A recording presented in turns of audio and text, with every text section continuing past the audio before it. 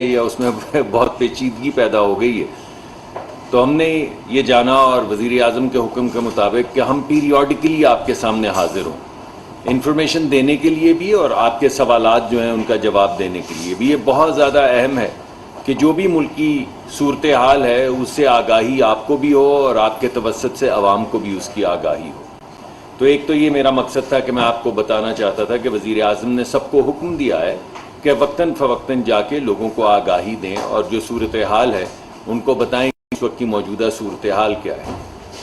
دوسرا ایک larger picture ہے جو میں آپ کے سامنے رکھنا چاہتا ہوں کہ ہم اوور آل توانائی کے حوالے سے کس ڈائریکشن میں جا رہے ہیں، اور تیسری چیز کچھ پیچیدگیاں جو اس کے راستے میں حائل ہیں وہ میں آپ کے سامنے رکھنا چاہتا ہوں۔ تو آج کی اس پریس کانفرنس کے یہ 3 مقاصد تھے۔ ایک تو حل ہو گیا، میں نے آپ کو بتا دیا۔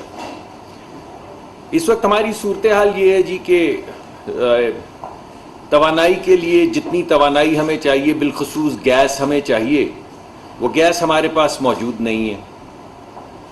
دوسری پیچیدگی یہ ہے کہ جو گیس ہم لا سکتے ہیں باہر سے، ایک تو وہ یہ جو جنگ ہوئی ہے روس کی، اس کی وجہ سے وہ اویلیبل نہیں ہے۔ آپ کو معلوم ہے، ہم کئی مرتبہ بتا چکے ہیں کہ کئی ٹینڈر کیے گئے اور کوئی شرکت نہیں کر رہا۔ اس کی وجہ یہ ہے کہ یورپ نے اس جنگ کے بعد جب اپنا انحصار کم کیا روس کے اوپر، تو اس کے بعد انہوں نے توانائی جہاں جہاں موجود تھی، گیس جہاں جہاں موجود تھی، انہوں نے کچھ شارٹ ٹرم کانٹریکٹس، کچھ لانگ ٹرمز کانٹریکٹس کر کے وہ گیس جو ہے اس کا حصول کر لیا۔ تو باقی ممالک کے لیے توانائی جو ہے وہ ایک بحرانی سی کیفیت اس میں پیدا ہو گئی ہے۔ تیسری بات یہ ہے کہ اگر ہمیں یہ توانائی مل بھی جائے تو پاکستان کی برآمدات اور درآمدات کا جو توازن ہے اس کی وجہ سے ہم پہ ایک اضافی بوجھ پڑتا ہے، کیونکہ ہمیں باہر سے یہ تمام توانائی، چاہے وہ LNG ہو، پٹرول ہو، ڈیزل ہو، کروڈ ہو، یہ باہر سے آتا ہے تو ہمارا بیلنس آف ٹریڈ خراب ہوتا ہے۔ اس وجہ سے جو بہت جلد ہم آپ کے سامنے ایک نیا ویژن تفصیل کے ساتھ لے کر آئیں گے پرائم منسٹر کے حکم کے مطابق، وہ ہوگا کہ ہم لوکل اپنی جو ہمارے پاس وسائل ہیں ان کے ذریعے توانائی کو فوکس کر کے کیا روڈ میپ بنائیں کہ آنے والے وقت میں، کیونکہ جب آپ اس طرح کی چیز کرتے ہیں تو کچھ وقت لگتا ہے، لیکن یہ وزیر اعظم کا حکم ہے کہ آپ اپنی جو آپ کے پاس جو ایسٹس ہیں ان کے اوپر انحصار کریں اور اس کے ذریعے توانائی کا کوئی پلان لے کر آئیں۔ اس میں کئی اہم چیزیں ہیں۔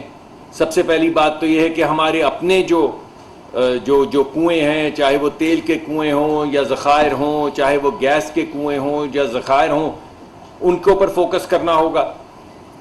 یہ پچھلے 4-5-6 سال میں اگر آپ دیکھیں یہ پچھلے 4 سال کی کارکردگی تو آپ کو پتہ چلے گا کہ ہر سال تقریباً 10% گیس جو ہے وہ ڈپلیٹ ہو رہی، یعنی ختم ہو رہی ہے۔ یعنی جتنی بھی محنت کی گئی ہے یا جو کچھ بھی کیا گیا ہے، محنت نہیں کی گئی ہے، اس کی وجہ سے جو ہمیں اضافی کنویں کھودنے تھے، اضافی گیس کا حصول کرنا تھا، اضافی پیٹرولیم پروڈکٹس کا حصول کرنا تھا، وہ نہیں کیا گیا۔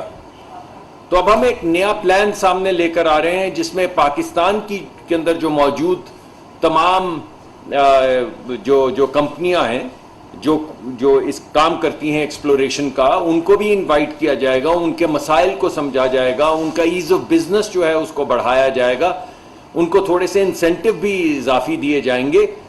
مگر اس کے ساتھ ساتھ جو ایک پاکستان سے تمام بین الاقوامی بڑی بڑی کمپنیاں جو پاکستان سے چلی گئی ہیں ان سے بھی جا کے پوچھا جائے گا کہ بھائی یہ کیا ہوا کہ آپ آہستہ آہستہ سب لوگ جا رہے ہیں، اور اس کے لیے بھی ایک مؤثر پیکج پیش کیا جائے گا جس کے نتیجے میں ان کمپنیوں کو واپس لانے کی کوشش کی جائے گی۔ کیونکہ جب ہم بڑی کمپنی کہتے ہیں تو اس کا مقصد صرف یہ ہوتا ہے کہ جدید ترین ٹیکنالوجی، ایسی ٹیکنالوجی جس میں سب سے کم قیمت کے اوپر کنواں کھود کے تیل نکالا جا سکے، ایسی ٹیکنالوجی جس میں سب سے کم قیمت پہ کنواں کے وہ تیل یا وہ گیس جو نہیں نکالی جا سکتی، جس کو ٹائٹ گیس کہتے ہیں، شیل پہ بھی بات کی جا سکتی ہے لیکن شیل ذرا ابھی بہت کام ہونے والا ہے، مگر ٹائٹ گیس ہے یا ساور گیس ہے، اس طرح کی کمپنیاں جو روز مرہ پہ یہ کام کرتی ہیں ان کو بلایا جائے تاکہ پاکستان کے اندر سے اضافی ذخائر جو ہیں وہ سامنے رکھے جائیں۔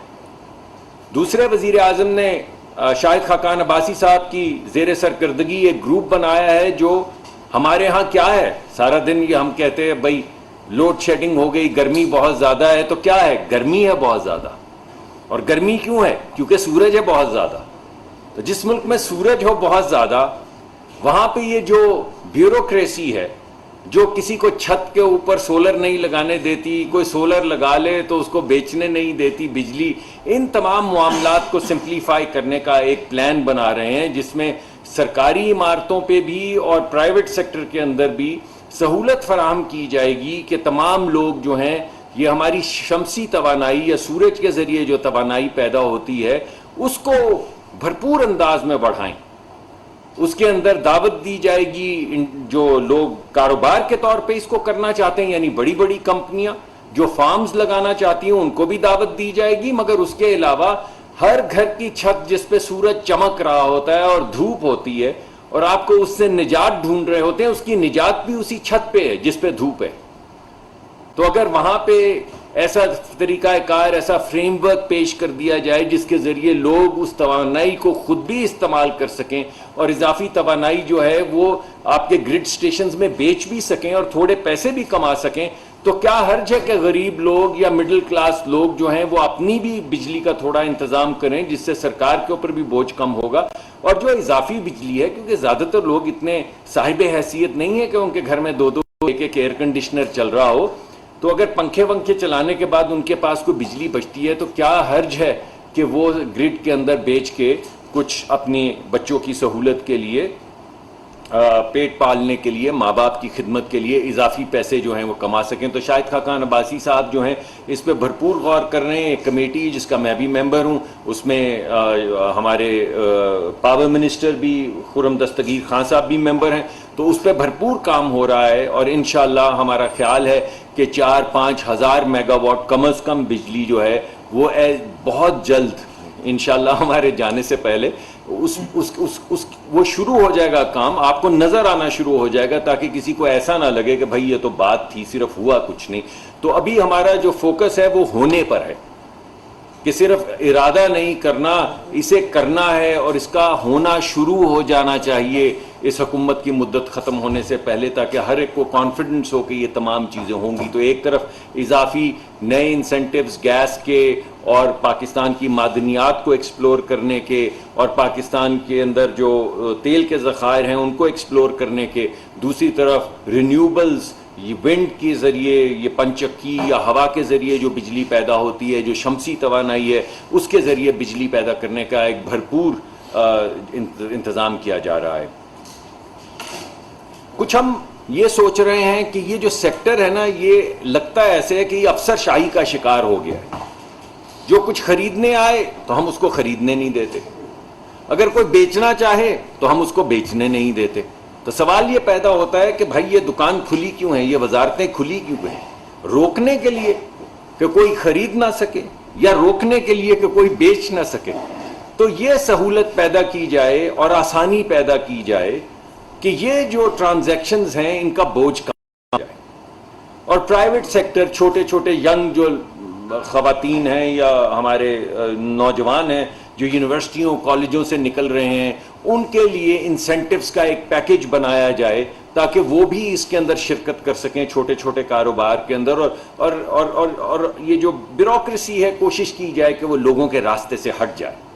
ہم بیوروکریسی کو کم استعمال کریں گے اس لیے کہ آپ جا کے یہ کریں. ہم کہیں گے آپ بہت پاکستان کے لوگ جو ہیں وہ مہارت رکھتے ہیں اور اتنی غربت میں بھی زندہ رہتے ہیں، تو ان میں بڑا انیشیٹو ہے، آپ صرف ان کے راستے سے ہٹ جائیے اور جو تھوڑی بہت سہولت کاری ہے وہ کر لیں، مگر آپ بس راستے سے ہٹ جائیں تو انشاءاللہ ملک آگے کرے گا. تو ڈی ریگولیشن کی طرف ایک بہت ایک مؤثر پروگرام جو ہے اسے سوچا جا رہا ہے. انیشیل سٹیجز ہیں، لیکن میں نے سوچا میں کم از کم آپ کو بتا دوں کہ ہماری ڈائریکشن کیا ہے. اس میں ڈی ریگولیشن ہوگی. ڈی ریگولیشن میں کئی چیزیں آ سکتی ہیں. ہمارے ٹرمینلز ہیں پھنسے ہوئے، گیس ہے نہیں، گیس ہمیں ملتی نہیں، 4 مرتبہ ہم بڈ کرتے ہیں، بڈ کوئی کرتا نہیں، اور وہاں پہ لوگ ہیں جو کہہ رہے ہیں کہ ہمارے پاس گیس ہے، ہم لانا چاہتے ہیں، ہم اپنا ٹرمینل لگانا چاہتے ہیں. ہم کہتے ہیں نہیں، ٹرمینل تو میرا ہی ہوگا. تو ہم کہہ رہے ہیں نہیں، ایسا کیا ہے مسئلہ بھائی؟ اگر کوئی لگانا چاہتا ہے تو لگا لے، کمپٹیشن کے ذریعے لگائے. یہ نہیں کہ کوئی منوپلی نہیں کسی کو بنانے دیں گے، یہ میں آپ کو بتا دوں، اس ملک میں اب کوئی منوپلی نہیں بنے گی. یہ نہیں ہوگا کہ 3 لوگ جو ہیں وہ سارے پاکستان کی کوئی نہ کوئی جو بھی ہم کام کرنا چاہ رہے ہیں توانائی کے حوالے سے، جہاں سے بھی آپ دیکھیں پتہ چلے وہی 3 چہرے سامنے آ رہے ہیں. نہیں، ہم یہ چاہتے ہیں 30 ہوں، 300 ہوں، 3,000 ہوں، اور 30,000 لوگ ایک دوسرے کے ساتھ فیئرس کمپٹیشن کریں، تاکہ عوام کے اوپر اس کمپٹیشن کے ذریعے وہ اپنی قیمتیں کم کریں اور عوام کے اوپر کم سے کم بوجھ پڑے. 3 لوگ تو مل جل کے بیٹھ جائیں تو وہ جو مرضی کر سکتے ہیں، جو کئی جگہوں پہ ہو بھی جاتا ہے، اور ایسا نہیں ہونا چاہیے. تو ڈی ریگولیشن کے حوالے سے میں یہ کہنا چاہتا تھا. آخری بات میں آپ سے یہ کہوں کہ اس سب کو کرنے کے لیے پہلے ہمیں اس بات کا تعین تو کرنا ہوگا کہ یہ سب کچھ ہو کیوں نہیں رہا. تو اس کے لیے کل بھی میں نے آپ کو بتایا تھا کہ وزیر اعظم نے ایک کمیشن جو ہے کہا ہے کہ وہ بنایا جائے، جو ہر جگہ پہ یہ دیکھے کہ جو ہونا چاہیے تھا وقت سے جو نہیں ہوا وہ کیوں نہیں ہوا. اس کا مقصد کوئی وچ ہنٹنگ نہیں ہے، مگر اگر ہمیں پتہ ہی نہیں چلے گا کہ یہ کیا ہوا ہے. پچھلے 4 سال پہلے یہ حالت تو نہیں تھی. 4 سال پہلے تو ہمیں بتایا جا رہا تھا کہ اس ملک میں اتنی زیادہ بجلی لگ گئی کہ ملک برباد ہو گیا. تو کہاں گئی وہ بجلی آج؟ ارے بھائی، اگر اتنی زیادہ بجلی لگ گئی تھی کہ ملک برباد ہو گیا تو آج کہاں گئی وہ بجلی؟ اور اگر بجلی کی ضرورت تھی تو پچھلے 4 سال میں 1 میگا واٹ بھی اضافی بجلی کیوں نہیں لگائی گئی؟ وہ تمام پروگرامز، وہ تمام جو بجلی بنانے کے کارخانے جو 2013 اور 18 میں یا کمپلیٹ ہو گئے یا کمپلیٹ ہونے کے قریب تھے، ان میں سے بھی بے شمار کو کمپلیٹ نہیں ہونے دیا گیا. تھر کے اندر ایک پروگرام تھا، ایک 1200 میگا واٹ کا ہمارے لوکل کوئلے کے ذریعے بجلی بنانے کا، وہ سامنے نہیں آیا. بھائی کیوں نہیں آیا اگر بجلی کی ضرورت تھی؟ ایک ہمارا اور جو پروجیکٹ تھا LNG کے ذریعے بجلی بنانے کا، اس نے 2.5 سال پہلے آ جانا تھا. تو سوال یہ پیدا ہوتا ہے کہ اب اس کو ہم نے ٹیسٹنگ کے لیے گیس، اس حکومت کی تبدیلی کے بعد ٹیسٹنگ کے لیے گیس دی ہے، تو وہ 2-2.5 سال پہلے کیوں نہیں آیا؟ اگر اس ملک کو اس قدر بجلی کی ضرورت تھی جتنی کہ ہے تو وہ کیوں نہیں آیا؟ اس وقت K2 جو ہمارا نیوکلیئر پروجیکٹ ہے جو مینٹیننس کے لیے بند کر دیا گیا ہے، کیا کسی کے گمان میں یہ پچھلے سال نہیں آیا کہ یہ بہار میں بھی بند کیا جا سکتا تھا، خزاں میں بھی بند کیا جا سکتا تھا، سردی میں بھی بند کر کے اس کی مینٹیننس کی جاتی تھی؟ کیا عذاب تھا کہ بیچ گرمی میں اس کی مینٹیننس کا پلان جو ہے اسے بنایا جائے؟ یہ سوال پوچھا جائے گا کہ 2003 سال سے یا 2 سال سے جو بجلی کی بار بار آپ اپنے بل دیکھیے بل ہر مہینے کے بعد 1.5 مہینے کے بعد 6 روپے 7 روپے آپ کو فیول ایڈجسٹمنٹ چارجز آتے ہیں، سر چارج آتا ہے. وہ کیا ہے؟ یعنی 2 سال سے آپ نے بجلی کی پیداواری قیمت جو آپ کی نااہلی کی وجہ سے بڑھتی چلی جا رہی تھی، آپ کی ڈی ویلیویشن کی وجہ سے بڑھتی چلی جا رہی تھی، آپ کے جو آپ انٹرسٹ ریٹ دے رہے تھے ان کی وجہ سے بڑھتی چلی جا رہی تھی، اور آپ کی نااہلی کی وجہ سے بڑھتی چلی جا رہی تھی، چوری بھی بڑھتی چلی گئی، کلیکشن بھی ڈاؤن ہو گئی. تو سوال یہ پیدا ہوتا ہے کہ جو ہر مہینے آپ نے یا جب بھی نیپرا آپ کو کہتا تھا کہ اسے ایڈجسٹ کر لیں، آپ نے وہ کیوں ایڈجسٹ نہیں کی اور بس فیول سرچارج کی مد میں کبھی 4 روپے، کبھی 8 روپے، کبھی 6 روپے کیوں کیا بھائی؟ ایسے کیوں 2-2.5 سال آپ نے نہیں اس کو ایڈجسٹ کیا؟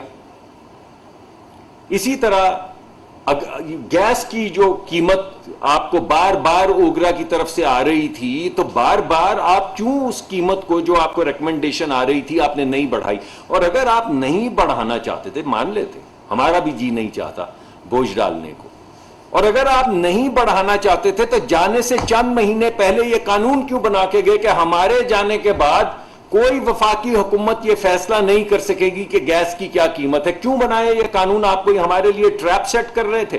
یعنی آپ 4 سال رہیں تو آپ کے پاس یہ طاقت ہو کہ اوگرا کچھ بھی کہے مگر گیس کی قیمت آپ سیٹ کریں گے، اور جانے سے کچھ مہینے پہلے آپ یہ قانون پاس کر کے جائیں کہ ہمارے جانے کے بعد کسی وفاقی حکومت کے پاس یہ طاقت نہیں ہوگی کہ اگر وہ سہولت کوئی عوام کو دینا چاہے تو دے پائے. قانون بنا دیا کہ جو اوگرا کہے گی وہ 40 دن کے بعد نوٹیفائی ہو جائے گا کہ یہ قیمت ہے. یہ کیوں آپ ہمارے لیے ٹریپ سیٹ کے؟ یہ اسی طرح کا ٹریپ ہے جو پہلے ہم نے بتایا کہ جانے سے پہلے 10 روپے قیمت کم کر دی. جانے سے 8 مہینے پہلے کیوں نہیں کی؟ جانے سے 2 مہینے پہلے تو آپ نے قیمت بڑھائی تھی، یہ جانے سے 10 دن پہلے کیوں کم کی بھائی؟ اگر آپ کے پاس اتنے پیسے تھے کہ آپ یہ سبسڈی دیں اور قیمت کو ختم بھی کر دیں کہ اس سے اوپر نہیں بڑھے گی، اور 10 15 روپے کی بجلی اس میں، اگر آپ یہ سہولت دے سکتے تھے تو پہلے کیوں نہیں دی؟ یہ جاتے جاتے کیا آپ کو بارودی سرنگ بچھانا چاہ رہے تھے؟ تو یہ تمام چیزیں میں نے تو آپ کو کچھ ایگزامپل دی. میں نے آپ کو بجلی کی ایگزامپل دی، جو اپنا پرائس ڈفرینشیل جو آپ ادا کرتے ہیں 6 روپے 8 روپے. میں نے آپ کو گیس کی قیمت بتائی کہ جانے کے بعد جاتے جاتے یہ قانون بنا کے چلے گئے.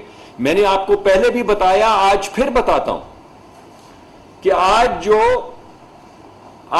$40 یعنی $40 پر یونٹ کا جو ہمیں ایل این جی کا بڈ آتی ہے، $140 ملین کی ایک شپ بنتی ہے، ایک کارگو. آج سے 2 سال پہلے یہ $4 یعنی $12-13 ملین کا جہاز مل رہا تھا. آپ نے کیوں نہیں لیا؟ آپ کی منتیں کر رہے تھے لوگ کہ ہم سے 2 سال کا 4 سال کا کانٹریکٹ کر لیں. آپ نے $4 پہ کیوں نہیں کیا؟ آپ نے $6 پہ کیوں نہیں کیا؟ آپ نے $12 پہ کیوں نہیں کیا؟ آپ نے $16 پہ کیوں نہیں کیا؟ آپ نے 22 اور آج $40. اور جب 40 ہوا تو وہ کیا کہ میں کیا کہوں گا، آپ کو اتنا بھی خیال نہیں آتا کہ سب کرنے کے بعد آپ انگلیاں اٹھا رہے ہیں.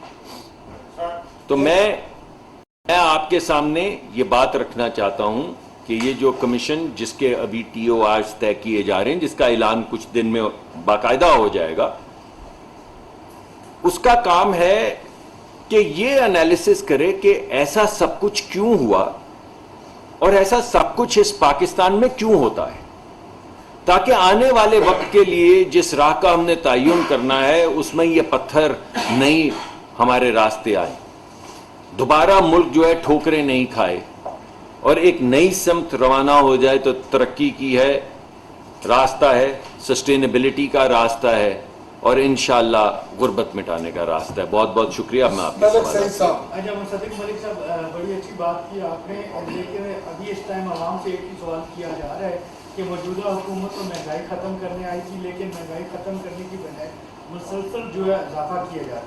سر آؤں گا اس طرف کہ آپ نے آپ کے ساتھ کہا تھا کہ رشیا کے ساتھ ہم نے کوئی ڈائلاگ نہیں کیا، کوئی مذاکرات نہیں کیے، لیکن 2 دن پہلے وزیر اعظم کی جانب سے کچھ ریفائنریز کو خط لکھا تھا جس میں ان سے گزارشات مانگی گئی کہ اگر ہم رشیا سے تیل خریدتے ہیں تو اس کے یہ اچانک بات کہاں سے آ گئی اگر ہمارا رشیا کے ساتھ کوئی بات چیت نہیں چل رہی. دوسری طرف آپ نے بہت سارے ابھی سوالات اٹھائے ساتھ کا حکومت کے حوالے سے، بجلی کے بھی اور پیٹرول کے بھی. تو آپ کے ساتھ جو سیکٹری صاحب کام کر رہے ہیں وہ بجلی کے بھی سیکٹری رہے اور پیٹرولیم کے بھی، تو کیا آپ نے ان سے متعلق یہ جو پلاننگ ہے، پالیسی ہے، انہوں نے سابقہ حکومت میں کوئی پروپوزل دیا تھا؟ کیا وجوہات تھی کہ اس پہ جو ہے وہ ان کی طرف سے جو کیوں نہیں عمل درآمد کیا گیا؟ اور سر تیل کی نہیں ادھر میں ان کا جواب دے دوں پھر حاضر ہو جائیں. دیکھیں پہلی بات تو یہ کہ جو آپ نے پہلی بات کہی وہ میں نے کبھی نہیں کہی. میں نے تو آپ کو یہ کہا کہ ہم نے جو خط لکھا گیا تھا جانے سے کچھ دن پہلے، حماد اظہر صاحب نے خط لکھا تھا کہ ہم آپ کے ساتھ توانائی کے شعبے میں تجارت کو بڑھانا چاہتے ہیں، روس کو انہوں نے لکھا تھا. ہم نے فالو اپ کیا، ہماری وزارت خارجہ نے 3 مختلف مواقع پہ فالو اپ کیا. یہ میں نے آپ کو بتایا تھا.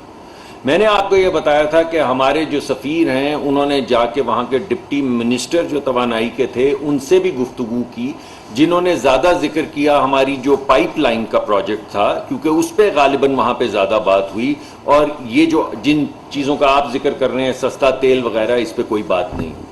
میں نے تو آپ سے یہ ذکر کیا تھا کہ یہاں پہ ہمارے جو ہماری وزارت خارجہ ہے انہوں نے روسی سفیر سے جا کے بات کی، جس کے بعد آپ نے پھر روسی سفیر کا ایک بیان بھی دیکھا. میں نے آپ سے یہ کہا تھا، میں نے آپ سے یہ کہا تھا کہ جب ممالک ایک دوسرے سے بات کرتے ہیں تو G2G ایگریمنٹ ہوتے ہیں، وہ کہاں ہیں؟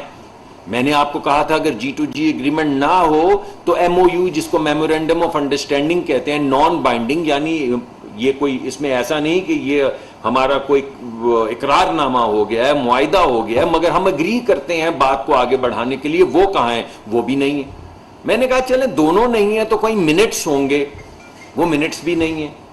پھر میں نے آپ کو کہا کہ ہم ہر 15 دن کے بعد ٹینڈر کرتے ہیں PSO میں، اور اگر پی ایس او جو ہے وہاں پہ کسی کو 30% سستی تیل مل رہا ہے، جو ہمیں کہہ رہی ہے ہماری تحریک انصاف کے جو رہنما ہیں، اگر وہ سچ کہہ رہے ہیں تو وہ تمام لوگ آ کے کیوں بڈ نہیں کر رہے پی ایس او میں؟ وہ آدھے فیصد سے اس سے بھی کم پہ وہ تمام ٹینڈر پی ایس او کے جیت سکتے ہیں. پی ایس او سب سے بڑا امپورٹر ہے پیٹرولیم پروڈکٹس کا، تو بھائی کیوں نہیں وہ کر رہے؟ لیکن پھر بھی ہم ہر جگہ پہ راستے کھول رہے ہیں. میں نے ذاتی طور پہ وہ تمام ممالک جو گیس پیدا کرتے ہیں، جو ایل این جی پیدا کرتے ہیں، جو تیل پیدا کرتے ہیں، ان کے سفراء سے، ان کے وزراء سے میں خود بات چیت کر رہا ہوں، اور میں ان سے پوچھ رہا ہوں کہ کیا آپ ہمارے ساتھ مہنگی قیمت پہ بھی کوئی کانٹریکٹ کرنے کو تیار ہیں تاکہ ہمارے عوام کو ریلیف ملے. آ رہی ہیں سردیاں، ہمیں وہاں سے ریلیف ملے. اسی چیز کو مد نظر رکھتے ہوئے ہم نے اپنی جو ریفائنریز ہیں ان سے بھی پوچھا کہ بھائی اگر ہم جا کے وہاں سے تیل، کیونکہ کئی چیزوں کے اندر تو یہ بھی پرابلم آ رہی کہ ایسا نہیں کہ سستا مل رہا ہے، ہمیں بعض چیزیں تو مل بھی نہیں رہی، مثلا ایل این جی. تو ہم نے اپنا جو فٹ پرنٹ ہے، جس کو میں نے پہلے کہا کہ ہم زیادہ انحصار اپنے وسائل پہ کریں گے، تو ہمارے پاس جو ریفائنریز ہیں ان سے ہم نے پوچھا کہ اضافی طور پہ اگر آپ کو خام تیل کہیں سے ملتا ہو تو آپ سٹینڈرڈز وغیرہ چیک کر کے بتائیں کہ کیا آپ بین الاقوامی سطح پہ ہر جگہ سے یہ لے سکتے ہیں جس میں روس بھی ہے. یہ گفتگو اب تک ہوئی ہے، تو میں نے کہا کہ میں اس کا خاکہ آپ کے سامنے پیش کر دیتا ہوں. جہاں تک سیکرٹری صاحب کا تعلق ہے، میں نے تو ان کو بڑا اچھا افسر جانا ہے. ابھی تک تو میرے ساتھ انہوں نے کام کیا اور بہترین کام کر رہے ہیں، تو وہی مدد بھی کریں گے، وہی رہنمائی بھی کریں گے. اور ہمارا مقصد ایسے کوئی، میں نے آپ کو پہلے بتایا، وچ ہنٹ تھوڑی ہے. میں نے تو پہلے بتایا ہے کہ آنے والے وقت میں وہ پتھر جن سے ہمیں ٹھوکریں لگ رہی ہیں، ہم ان کو ہٹانا چاہتے ہیں. اس کو ہٹانے کے لیے کچھ تو دیکھنا ہوگا کہ وہ پتھر کیا ہیں، کہاں کہاں ہیں. وہ کیلے کا چھلکا کس نے گرایا، کہاں پڑا ہے، کہیں پیر پڑے اور پھر پھسل جائیں. اس وجہ سے یہ کمیشن بنایا گیا ہے. اگر کسی نے کوئی کرمنل ایکٹیویٹی کی ہے، وہ کوئی بھی ہو، میں بھی ہوں، اگر ایسا کچھ ہوا ہے کہ کسی نے کوتاہی نہیں یا کسی نے کچھ ایسی چیز کی ہے جس سے ملک کو نقصان پہنچا ہے، اور ایسا نقصان پہنچا ہے جس نے ہمیں گھٹنوں کے بل گرا دیا ہے، تو پھر ضرور اس پہ رسپانسبلٹی ہے جو وہ اپروپریٹ کی جائے گی. سر، آپ نے کمیشن کی بات کی اور آپ نے یہ بتایا کہ ٹی او آرز جو ہیں وہ ڈیسائیڈ ہو رہے ہیں کہ کیا جی براڈ میں نے آپ کو بتا دی ہے. جی سر، سوال میرا یہ ہے کہ انیشیٹو امپلیمنٹیشن جو ہے وہ کتنے دن میں حکومت جو ہے وہ انیشیٹو لے گی اور امپلیمنٹ کرے گی؟ دوسری بات یہ کہ 409 دن رہ گئے ہیں حکومت کو ختم، تو کیا اس 409 دن کے اندر یہ انیشیٹو امپلیمنٹ ہو پائے گا؟ جی دیکھیے، ایک تو میں سمجھتا ہوں کہ اس کے ٹی او آرز اور اس کی فارمیشن جو ہے وہ ہفتے بھر میں میرا خیال ہے سامنے آ جائے گی. ایک آدھ دن زیادہ کم ہو سکتا ہے، مگر یہ کوئی مہینوں کی بات نہیں ہے. اگلے ہفتے ہو جائے گی، اگلے 4 دن میں ہو جائے گی، یا 10 دن لگ جائیں گے، یہ میں نہیں آپ کو بتا سکتا، مگر اس سے زیادہ نہیں لگیں گے، یہ بتا سکتا ہوں آپ کو. جی میں آگے بتاتا ہوں، میں جواب سے ٹی او آرز فارمیشن آف دا کمیشن. دوسری جو اہم چیز آپ نے پوچھی ہے وہ یہ کہ 400 کچھ دن رہ گئے، آپ نے گنے، میں تو گنتا بھی نہیں. اگر 4 بھی رہ گئے ہوں تو ہم پہ تو وہی فرض ہے جو فرض ہے. ہم تو یہاں آئے ہیں کام کرنے کے لیے، خدمت کرنے کے لیے. 4 دن بھی ہوں گے تو کام کریں گے، 40 بھی ہوں گے تو کام کریں گے، 400 بھی ہوں گے تو کام کریں گے، اور 4000 بھی ہوں گے تو کام کریں گے. اور جب ہم آئے تھے تو ہمیں پتا تھا کہ یہ بڑی ناگفتہ بے حالت ہو چکی ہے ملک کی، اور یہ معلوم تھا کہ اس کو آگے بڑھانے کے لیے بڑے سخت فیصلے کرنے پڑیں گے، اور یہ بھی معلوم تھا کہ ان فیصلوں کی بڑی سخت قیمت سیاسی ادا کرنی پڑے گی. لیکن دوسرا راستہ یہ تھا کہ جانے دیتے جہاں ملک جا رہا تھا، تو آج ڈوب گیا ہوتا، ملک بینکرپٹ ہو گیا ہوتا. ابھی تو ہم مہنگائی کو پیٹ رہے ہیں. تو آپ نے حالت دیکھی ہے ان ملکوں کی جو بینکرپٹ ہو جاتے ہیں، اور آپ کو معلوم ہے ہم کتنے قریب آ چکے تھے اس سے. تو جو ہو رہا تھا اگر وہ ہونے دیا جاتا تو آج ہم کہاں کھڑے ہوتے. اسی کو مد نظر رکھتے ہوئے فیصلہ کیا گیا کہ ووٹ آف نو کانفیڈنس کے ذریعے آیا جائے، ملک کی ڈائریکشن ٹھیک کی جائے، سخت فیصلے کیے جائیں، اور اگر ہمیں اس کی قیمت چکانی ہوگی تو ہم سیاسی قیمت چکائیں گے. لیکن مجھے یہ یقین کامل ہے کہ اگر ہم اس عزم کے ساتھ آگے بڑھتے رہیں کہ ہم یہ قیمت دینے کے لیے تیار ہیں، تو پھر یہ قیمت نہیں دینی پڑے گی. کیونکہ پھر انشاءاللہ 4-6 مہینے کی سختی کے بعد یہ ملک کی ڈائریکشن تبدیل ہو جائے گی، اور آپ کو بھی یقین آنا شروع ہو جائے گا کہ ہاں دیکھا اب تھوڑی تبدیلی آنی شروع ہو گئی, دیکھا مہنگائی تھوڑی کم ہونی شروع ہو گئی, دیکھا ترقی کی شرح تھوڑی بڑھنی شروع ہو گئی. پہلے بھی تو ایسے ہی تھا, 2013 میں کیا تھا, یہی تھا.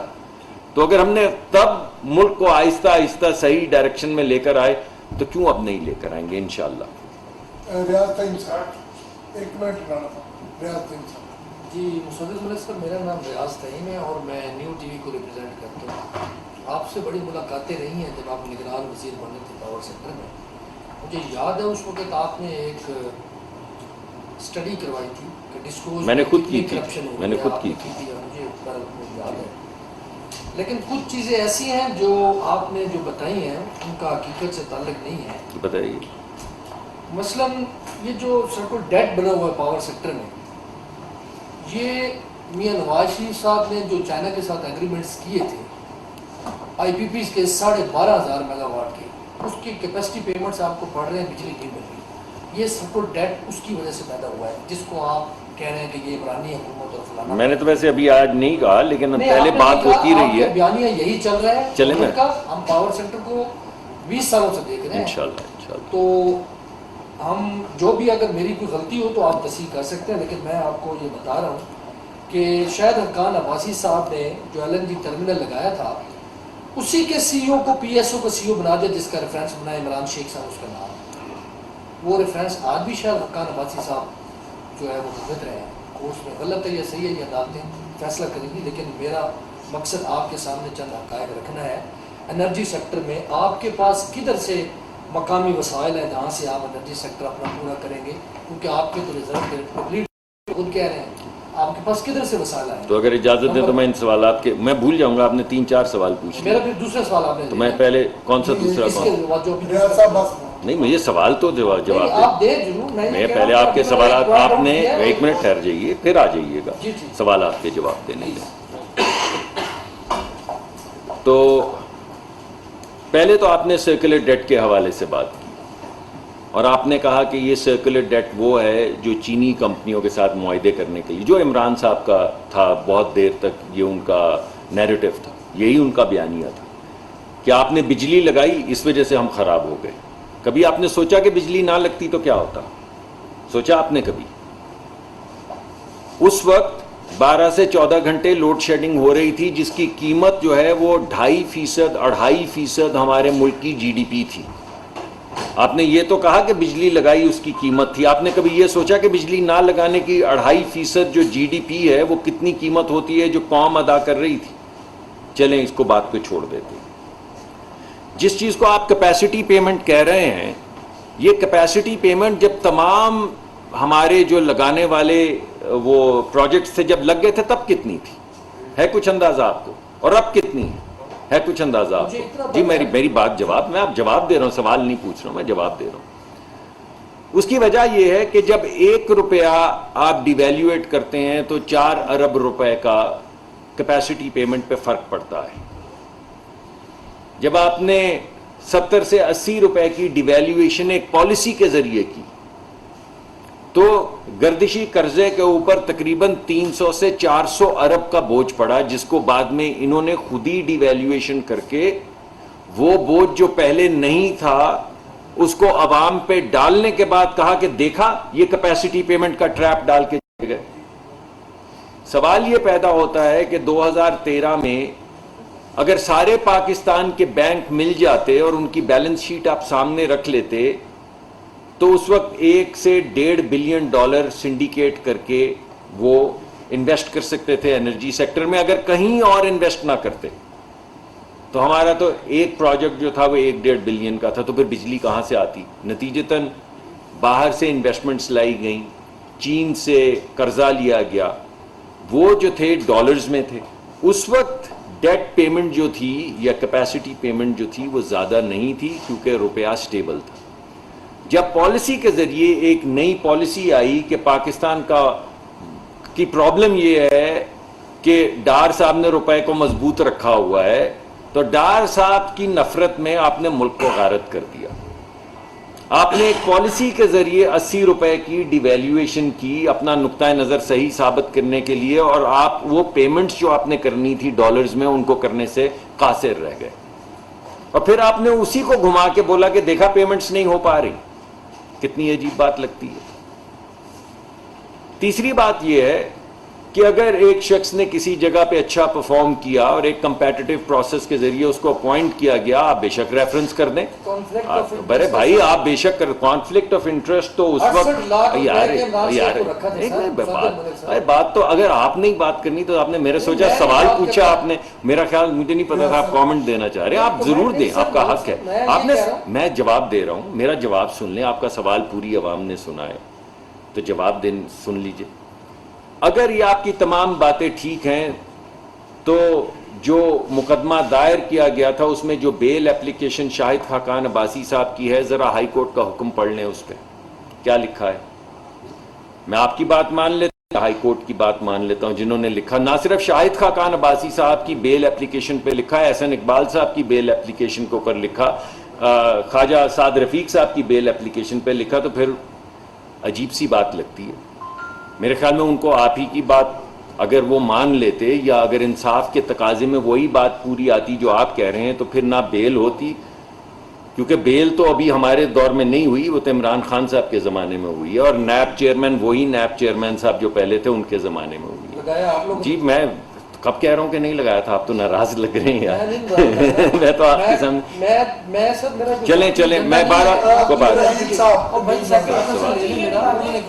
جی یہ بتا دیں کہ جو ڈسکس کمپنیز ہیں ان کی ادائیگیوں کے اور ریکوریز کے پہلے ہی کافی سارے معاملات ہیں, تو یہ جو سولر پینل سے آپ کہہ رہے ہیں کہ لوگ اپنے گھروں میں بجلی اپنی پروڈیوس کر کے بیچ بھی سکیں گے, تو کیا یہ جو بیچ کے وہ جو ریکوریز ہوگی, وہ جو پیسے ہوں گے, وہ ان کو مل پانا یہ فیزیبل ہے کہ کس؟ جی دیکھیے, زیادہ جو ہمارے ملک کے اندر اس وقت جس چیز کو آپ چوری یا لاس کہتے ہیں وہ ڈومیسٹک سیکٹر میں ہے. اس وجہ سے اگر ڈومیسٹک سیکٹر میں اگر لوگوں کے گھروں کی چھت کے اوپر سولر پینل لگا ہو اور اپنے ہی گھر میں کنزیوم کر رہے ہوں, اور تھوڑی سی جو بجلی بچ جاتی ہے اس کو بیچ کے کچھ اپنے خاندان کی کفالت بھی کر رہے ہوں, تو میں سمجھتا ہوں کہ اس سے چوری گھٹے گی, بڑھے گی نہیں.